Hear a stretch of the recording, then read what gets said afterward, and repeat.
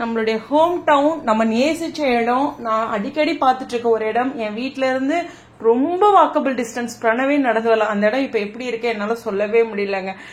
Seriously நானும் meeting போகல, ஏன்னா போக வேண்டாம்ட்டு நேற்று ஈவினிங்கே டிசைட் பண்ணிட்டேன். ரொம்ப க்ரௌடா இருக்கும், என்னவா இருந்தாலும் போக வேண்டாம் அப்படின்ட்டு. மேல வியூலாம் அக்கா பசங்க எல்லாம் அனுப்பிச்சிருந்தது தான், பட் அவங்க எல்லாமே அவங்க வீட்டுல இருந்து தான் வியூல பார்த்து அனுப்பிச்சாங்க. நான் யாரையுமே கீழே போக கூடாது அப்படின்னு சொல்லியிருந்தேன். பட் அதனுடைய கவுண்டிங் என்னால சொல்ல முடியல, இருக்கிற சுச்சுவேஷன் என்னால எக்ஸ்பிளைன் பண்ணவே முடியல, அந்த இடத்த பார்க்கவே முடியல. அப்படி ஒரு கடினமான ஒரு மனநிலையில என்ன சார்ந்தவங்க எல்லாரும் நீங்க எப்படி இருக்கீங்க அப்படின்னு உங்க அன்பை என்னால புரிஞ்சுக்க முடியுது. ஆனா நான் ரொம்ப பதட்டமா இருக்கேன்.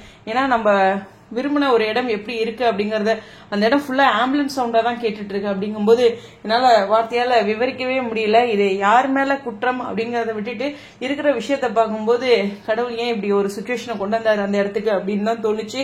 கண்டிப்பா என்னால ஒன்னும் சொல்ல முடியல. பட் எங்களை சார்ந்த யாருமே நாங்க மீட்டிங்க்கு போகல. இது நான் சொல்லல, ஏன்னா நான் மீட்டிங் போகல அப்படிங்கறத நான் சொல்லாட்டி என்ன அப்படின்ட்டு தான். பட் ஆனா நான் மீட்டிங் போகலைங்கிறத சொல்லியிருக்கணும்ல. நிறைய பேர் என்ன பத்தி கேட்டுட்டு இருந்தீங்களா அவங்களுக்காக. பட் இருந்தாலும் கடவுள் சோதிச்சுட்டாரு அப்படிங்கிற ஒரு வார்த்தை தான். எனக்கு அந்த இடத்த பார்க்கவே முடியல. நான் பார்த்து ரசிச்ச ஒரு இடம், விரும்பின ஒரு இடம், அடிக்கடி போற ஒரு இடம், இப்ப இருக்கிறதும் அங்க ஏற்பட்ட இழப்புகளும் வார்த்தையால விவரிக்கவே முடியல. அவ்வளோ ஒரு பெரிய பதட்டமா இருக்கு. வாழ்க்கையில இப்படி ஒரு பதட்டத்தை நான் சந்திச்சதே இல்லை. எனக்காக நிறைய பேர் டிஎம் பண்ணிட்டே இருக்கீங்கிறதுக்காக இந்த வீடியோ. ஓகே.